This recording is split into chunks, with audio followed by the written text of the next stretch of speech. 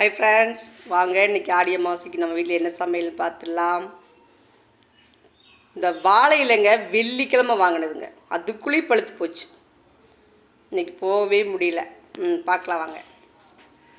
சுட சுட சாதம், கத்தரிக்காய் முருங்கைக்காய் போட்ட சாம்பார், பீட்ரூட் பொரியல், முட்டைக்கோஸ் பொரியல், பீன்ஸ் பொரியல், புடலங்காய் பொரியல், அப்புறம் பார்த்தாதீங்கன்னா அவரைக்காய் பொரியல், இந்த பக்கம் பார்த்திங்கன்னா வாழைக்காய் பொரியல், இங்கே பாருங்கள் உளுந்த வடை, அப்பளம், இந்த பக்கம் பார்த்திங்கன்னா ரசம், செம்மையான காரசாரமான ரசங்க. அடுத்தது கெட்டி தயிருங்க.